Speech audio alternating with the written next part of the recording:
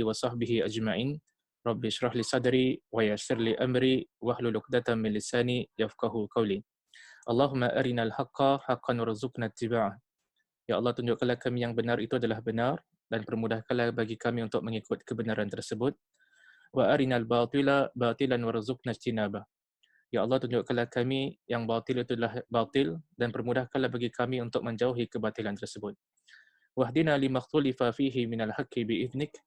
Berilah kami petunjuk di dalam isu-isu yang diperselisihkan dengan izinmu. Innaka tahdi man tasha' ila siratim mustaqim. Sungguhnya engkaulah yang memberikan petunjuk kepada siapa yang kau inginkan ke jalan yang lurus. Na'udzu bikalimatillahi tammah min kulli syaitanin wahammah wa min kulli ainin lammah. Yang pertama dan utama, terimalah salam ukhuwah daripada saya. Assalamualaikum warahmatullahi wabarakatuh. Selamat datang saya ucapkan kepada semua dalam sesi kita pada kali ini. Jadi pada sesi kita pada kali ini, kita nak kupaskan isu-isu fikih semasa, isu-isu fikih kontemporari yang berkaitan dengan puasa. Jadi di sana ada banyak isu-isu semasa yang ada kaitan dengan puasa yang dibincangkan oleh para alim ulama kita.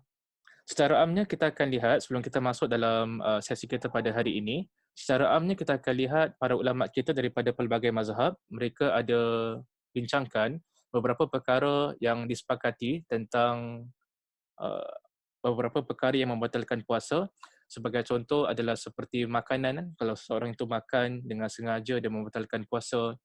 Kalau dia minum dengan sengaja kan adalah membatalkan puasa. Yang ketiga adalah kalau sekiranya diadakan hubungan sebadan antara suami dengan isteri pada siang hari pada bulan Ramadan, dia membatalkan puasa. Yang keempat juga adalah kalau wanita mereka experience menstruation, haid ataupun nifas, dia membatalkan puasa. Jadi makan membatalkan puasa, minum membatalkan puasa, hubungan sebadan pada siang hari bulan Ramadan batalkan puasa, dan haid dan nifas juga membatalkan puasa. Cuma di sana ada isu-isu baru yang timbul yang barangkali tidak dibahaskan, dikupaskan oleh para ulama kita yang terdahulu, tetapi dibahaskan oleh para ulama kontemporari kita. Jadi isu-isu yang baru yang ada kaitan dengan membatalkan puasa ataupun tidak, dia sebenarnya ada banyak isu. Ada sebagian ulama mengatakan dia ada kaitan dengan benda-benda yang memasuki mulut. Jadi kalau sesuatu itu memasuki mulut, adakah dia batalkan puasa ataupun tidak? Kadang-kadang ada juga kaitan dengan benda-benda yang masuk ke dalam hidung kita. Adakah perkara yang masuk ke dalam hidung itu membatalkan puasa? Kalau kita masukkan sesuatu ke dalam mata kita, adakah dia membatalkan puasa? Kalau kita letak sesuatu lalu diserap oleh kulit kita, adakah dia membatalkan puasa? Kalau diletakkan sesuatu ke dalam alat kelamin kita, adakah dia membatalkan puasa? Dan juga ulama kita membahaskan kalau sekiranya terkeluarnya sesuatu daripada badan kita, adakah itu membatalkan puasa? Jadi ada banyak isu-isu baru kontemporari yang dibahaskan oleh para alim ulama kita, khususnya dalam bidang syariah. Cuma pada hari ini insya-Allah taala kita nak berikan tumpuan kepada perkara-perkara ataupun benda-benda yang masuk melalui mulut. Adakah perkara tersebut membatalkan puasa ataupun tidak? Dan kita nak berikan fokus kepada 3 isu. Yang pertama adalah tentang penggunaan inhaler mulut. Yang kedua adalah pil yang diletakkan di bawah lidah.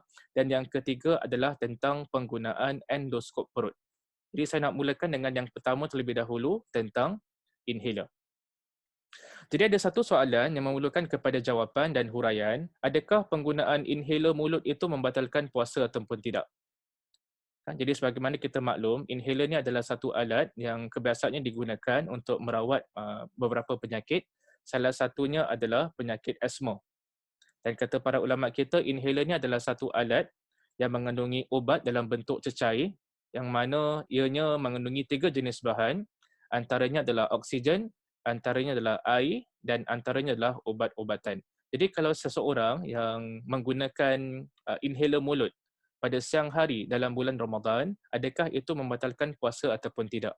Isu ini pernah dibahaskan di peringkat antarabangsa di kalangan para ulama syariah kita yang terkenal, dan para ulama kita tidak sepakat dalam isu ini. Ada 2 pandangan dalam isu ini. Pandangan pertama adalah pandangan para ulama yang mengatakan penggunaan inhaler membatalkan puasa kalau sekiranya digunakan pada siang hari pada bulan Ramadan. Dan kalau sekiranya dia membatalkan puasa, maksudnya adalah orang yang menggunakan inhaler tersebut pada siang hari pada bulan Ramadan, dia perlu qadakan puasanya di luar bulan Ramadan. Antara hujah ataupun dalil yang dikemukakan oleh para ulama yang mengatakan dia membatalkan puasa, mereka mengatakan adalah kerana bahan daripada inhaler tersebut dia masuk ke dalam perut orang yang menggunakan inhaler itu. Jadi dia membatalkan puasa. Jadi itu adalah pandangan yang pertama daripada kalangan para alim ulama. Di sana juga ada pandangan yang kedua dalam isu ini. Pandangan kedua ini dipegang oleh International Islamic Fiqh Academy ataupun dalam bahasa Arabnya dipanggil sebagai Majma' Fiqh Al-Islami. International Islamic Fiqh Academy mereka pernah bahaskan isu ini dan mereka simpulkan yang penggunaan inhaler mulut ini tidak membatalkan puasa. Jadi pendapat yang terpilih dalam sesi kita pada kali ini, kita lebih cenderung pada pandangan yang mengatakan tidak membatalkan puasa di atas beberapa hujah kerana beberapa dalil. Yang pertama sekali adalah kerana bahan yang terdapat di dalam inhaler mulut yang masuk ke dalam kerongkong dan seterusnya ke dalam perut adalah terlalu sedikit. Jadi bila dia terlalu sedikit, dia adalah dimaafkan kan, dan tidak membatalkan puasa. Bahkan para ulama yang menyokong pandangan yang pertama, mereka kiaskan dengan kumur-kumur dan memasukkan air ke dalam hidung ketika mana kita mengambil wuduk. Di antara satu perkara yang disunatkan untuk kita melakukan hatta pada bulan Ramadan, hatta pada siang hari bulan Ramadan adalah kita berkumur-kumur dan masukkan air ke dalam hidung. Kan, berkumur-kumur dalam bahasa Arabnya dipanggil sebagai tamadmadah, memasukkan air ke dalam hidung dipanggil sebagai istinsyaq. Jadi di antara perkara yang disunatkan yang dilakukan oleh Nabi SAW ketika mana berwuduk adalah selepas cuci tangan, pergelangan tangan 3 kali, sebelum kita basuh muka, kita akan masukkan air ke dalam mulut, kita akan masukkan air ke dalam hidung. Ini disunatkan untuk kita melakukannya hatta pada siang hari bulan Ramadan. Kan kita disunatkan untuk masukkan air ke dalam mulut untuk berkumur-kumur dan juga masukkan air ke dalam hidung. Jadi kata para ulama, jadi kalau kita melakukan kumur-kumur dan masukkan air ke dalam hidung pada siang hari pada bulan Ramadan, maka di sana ada possibility, ada kemungkinan yang air akan melekat pada tekak kita. Air yang jumlah yang sedikit yang akan melekat ataupun yang akan berada di tekak kita. Tetapi itu tidak membatalkan puasa kerana airnya adalah terlampau sedikit dan dimaafkan. Jadi mereka mengatakan sama juga dengan penggunaan inhaler. Kan? Yang mana kadarnya adalah begitu sedikit, yang mana adalah dimaafkan. Hujah mereka yang ketiga, para ulama yang mengatakan tidak membatalkan puasa, penggunaan inhaler mulut ini adalah mereka kiaskan dengan penggunaan siwak. Jadi menurut pakar perubatan, mereka mengatakan siwak ini menghasilkan lebih kurang 8 jenis bahan kimia. Yang mana tujuan bahan kimia ini adalah untuk protect, untuk pelihara gigi dan juga gusi daripada diserang penyakit. Dan kimia yang terhasil daripada siwak ini, dia akan meresap ke dalam kepada lidah kita, kan? Dan dia akan memasuki tekak kita. Dan di sana ada hadis yang sahih dalam Sahih Al-Bukhari yang mana sahabat Nabi SAW pernah meriwayatkan, saya melihat Nabi SAW bersiwak dalam jumlah yang tidak dapat saya hitung, sedangkan Nabi SAW dalam keadaan berpuasa. Jadi di antara perkara yang dilakukan oleh Nabi SAW pada siang hari pada bulan Ramadan adalah Nabi ni rajin bersiwak. Jadi kalau Nabi SAW rajin bersiwak, tadi kita katakan kepada antum, according to pakar doktor perubatan, mereka mengatakan yang siwak ini menghasilkan bahan kimia. Dan bahan kimia ini ada possibility, ada kemungkinan yang dia melekat memasuki tekak, kan? Tetapi itu tidak membatalkan puasa. Sama juga dengan inhaler, kalau sekiranya ada kadar yang sedikit kan yang memasuki tekak, maka itu tidak membatalkan puasa. Jadi pandangan yang dipilih oleh International Islamic Fiqh Academy, pandangan yang dipilih oleh Majma' Fiqh Al-Islami adalah pandangan yang mengatakan penggunaan inhaler pada siang hari pada bulan Ramadan adalah tidak membatalkan puasa.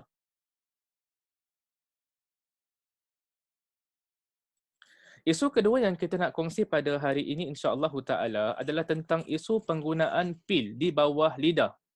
Adakah dia membatalkan puasa ataupun tidak? Ataupun dipanggil sebagai sublingual. Jadi sebelum kita nak bahaskan tentang pil di bawah lidah ni, apa benda ni pil di bawah lidah yang dipanggil sebagai sublingual? Jadi kata para ulama kita adalah pil ini adalah pil yang diletakkan di bawah lidah untuk merawat setengah masalah jantung. Jadi pil ini ketika mana diletakkan di bawah lidah, dia akan larut dengan begitu cepat, kemudian darah akan membawanya ke bahagian jantung. Jadi diletakkan dekat bawah lidah, kemudian darah akan membawanya ke jantung. Dia akan larut dengan begitu cepat. Dan tidak ada bahagian daripada pil ni yang akan masuk ke dalam perut. Jadi para ulama kita membahaskan tentang penggunaan pil di bawah lidah ini ataupun sublingual, adakah membatalkan puasa ataupun tidak. Menurut Majma' Fiqh Al-Islami, menurut International Islamic Fiqh Academy, kan, mereka mengatakan penggunaan pil di bawah lidah iaitu sublingual ini tidak membatalkan puasa kerana tidak memasuki bahagian perut, sebaliknya larut di mulut sahaja. Jadi kata International Islamic Fiqh Academy, oleh kerana tidak ada bahan daripada pil ni yang masuk ke dalam perut, maka dia tidak membatalkan puasa. Kan? Kerana dia hanya larut dekat mulut sahaja. Yang membatalkan puasa adalah perkara-perkara dalam bentuk makanan, dalam bentuk minuman yang masuk ke dalam perut. Itu baru membatalkan puasa. Isu ketiga yang kita nak bahaskan pada sesi kita kali ini adalah tentang penggunaan endoskop perut. Adakah dia membatalkan puasa ataupun tidak? Jadi apa itu endoskop perut? Kata para ulama kita adalah endoskop perut ni adalah satu alat perubatan yang dimasukkan menerusi mulut kita, kan akan masuk ke dalam tekak, akan masuk ke dalam kerongkong, akan masuk ke dalam perut kita. Jadi endoskop adalah satu alat perubatan yang dimasukkan ke dalam perut kita melalui mulut kita. Apakah tujuan diletakkan endoskop ke bahagian perut kita ini? Kata para ulama kita, di antara tujuannya adalah untuk mengambil gambar yang ada pada perut. Untuk mengambil gambar, untuk detect sama ada kecederaan pada perut.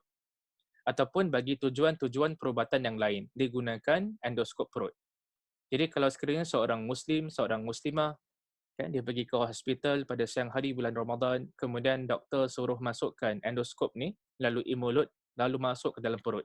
Adakah dengan penggunaan endoskop perut ini membatalkan puasanya kerana sesuatu telah memasuki perutnya? Maka ini dibahaskan oleh para alim ulama kita. Pandangan yang dipilih oleh International Islamic Fiqh Academy, Majma' Fiqh Al-Islami, mereka mengatakan penggunaan endoskop perut ini tidak membatalkan puasa dengan satu syarat. Jika tidak diletakkan bahan berminyak yang mengandungi unsur makanan. Jadi mereka mengatakan setakat memasukkan endoskop perut melalui mulut masuk ke dalam perut itu tidak membatalkan puasa. Kenapa dia tidak membatalkan puasa? Adalah kerana benda tersebut merupakan benda beku dan tidak mengandungi sebarang unsur makanan. Jadi endoskop perut ni adalah benda yang keras, benda yang beku, maksudnya adalah dia bukan unsur makanan. Perkara yang membatalkan puasa yang masuk ke dalam perut kita adalah bila perkara tersebut adalah berbentuk makanan ataupun minuman, baru dia batal puasa.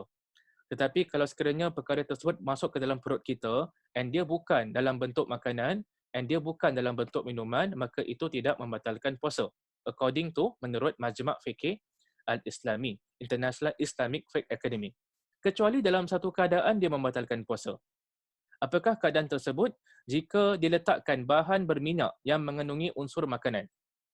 Jadi kalau doktor masukkan endoskop perut, dalam masa sama juga diletakkan bahan yang berminyak yang mengandungi unsur makanan, according to International Islamic Fiqh Academy, itu membatalkan puasa.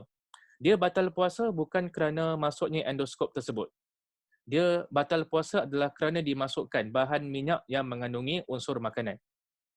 Jadi masuknya endoskop perut itu tidak membatalkan puasa kerana dia bukan makanan ataupun minuman, tetapi yang membatalkan puasa adalah bila dimasukkan bahan yang berminyak yang mengandungi unsur makanan. Itu yang membatalkan puasa. Jadi kalau endoskop perut boleh dimasukkan ke dalam perut seseorang manusia tanpa disertakan dengan bahan yang mengandungi unsur-unsur makanan, maka itu tidak membatalkan puasa. Jadi itu adalah pendapat yang dipilih oleh International Islamic Fiqh Academy. Jadi sebagai rumusan bagi sesi kita pada kali ini, kita bahaskan tentang 3 perkara. Pertama adalah tentang penggunaan inhaler mulut. Kedua adalah tentang sublingual, iaitu pil yang diletakkan di bawah lidah. Ketiga adalah tentang penggunaan endoskop perut. Jadi kita simpulkan, kita rumuskan bagi sesi kita pada kali ini. Penggunaan inhaler mulut, dia tidak membatalkan puasa. Kan? Penggunaan inhaler dia tidak membatalkan puasa walaupun digunakan dengan banyak kali pada siang hari pada bulan Ramadan, dia tidak membatalkan puasa. Yang kedua, penggunaan sublingual iaitu pil yang diletakkan di bawah lidah untuk merawat setengah masalah jantung itu juga tidak membatalkan puasa according to ramai di kalangan para ulama syariah kontemporari kita. Kerana tiada bahan yang masuk ke dalam perut. Diletakkan dekat bawah lidah, kemudian dia larut dengan begitu cepat, kemudian darah membawanya ke jantung. Yang ketiga, penggunaan endoskop perut ni, dia ada dua keadaan. Dalam sebahagian keadaan, dia boleh membatalkan puasa. Dalam sebahagian keadaan, dia tidak membatalkan puasa. Bila dia tidak membatalkan puasa, dia tidak akan batal puasa kalau sekiranya dimasukkan endoskop perut tersebut dan tidak diletakkan bahan berminyak yang mengandungi unsur makanan. Jadi kalau tidak disertakan dengan bahan berminyak yang mengandungi unsur makanan, maka itu tidak batal puasa. Tetapi kalau sekiranya dimasukkan endoskop perut dan juga disertakan dengan diletakkan bahan berminyak yang mengandungi unsur makanan, jadi menurut International Islamic Fiqh Academy, Majma' Fiqh Al-Islami, itu membatalkan puasa. Jadi endoskop perut ini dia ada dua keadaan. Kalau disertakan dengan minyak, bahan berminyak yang mengandungi unsur makanan, dia membatalkan puasa. Tetapi kalau tidak disertakan dengan bahan berminyak yang mengandungi unsur makanan, maka dia tidak membatalkan puasa. Jadi itu merupakan di antara 3 perkara yang kita nak bahaskan pada sesi kita kali ini. InsyaAllah pada sesi-sesi yang akan datang, kita nak bahaskan isu-isu semasa yang lain yang ada kaitan dengan puasa. Kalau pada sesi kali ini kita bahaskan tentang benda-benda yang masuk ke dalam mulut kita, maka isu yang seterusnya kita nak bahaskan tentang perkara-perkara ataupun benda-benda yang masuk menerusi hidung kita. Adakah dia membatalkan puasa ataupun tidak? Jadi saya berpada setakat di sini. InsyaAllah kita bertemu pada sesi yang akan datang. Kita tutup dengan tasbih kafarah. Subhanakallahumma wa bihamdika. Asyhadu an la ilaha illa anta. Astaghfiruka wa atubu ilaik. Saya berpada setakat di sini. Saya akhiri dengan Assalamualaikum warahmatullahi wabarakatuh.